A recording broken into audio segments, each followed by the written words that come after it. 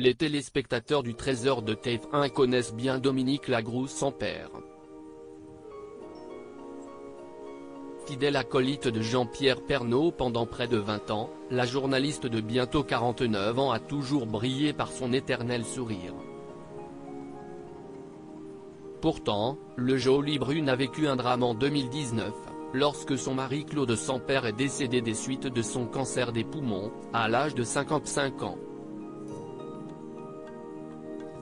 Mère avant tout, elle a décidé de se battre et de ne pas sombrer, pour ses deux enfants, Mathilda, 18 ans, et Esteban, 15 ans. Interrogée par nos confrères du magazine Ici Paris, celle qui vient de sortir son tout premier roman est revenue sur le deuil difficile qu'elle a traversé.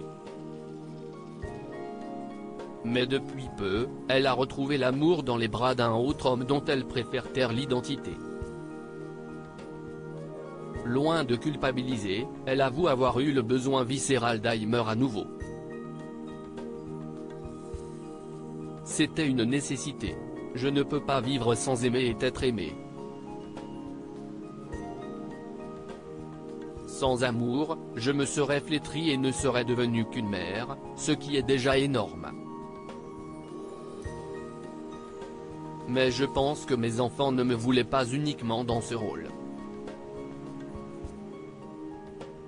A-t-elle expliqué avec douceur. Ils ont su avant moi.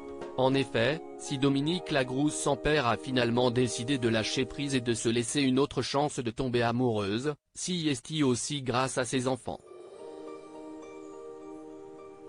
Peinés de voir leur maman ainsi malheureuse, ils lui ont eux-mêmes suggéré de retrouver l'amour.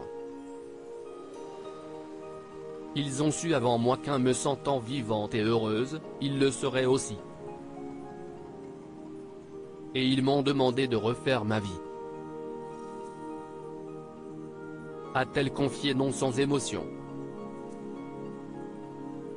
Mais si la journaliste a refait sa vie, aussi bizarre que cela puisse paraître, si est aussi en hommage à feu son mari qui n'aurait vraisemblablement pas aimé la voir sombrer. Je vis avec cette mort qui a touché mes enfants trop tôt.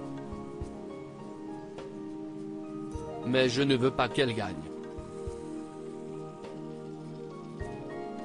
Claude aurait tellement aimé la vivre, cette putain de vie, que la moindre des choses si est de la traverser avec le sourire, a-t-elle ajouté avant de tout de même préciser, ce qui n'empêche pas les coups durs, les pleurs et les moments où l'on n'a pas envie de sortir de son lit.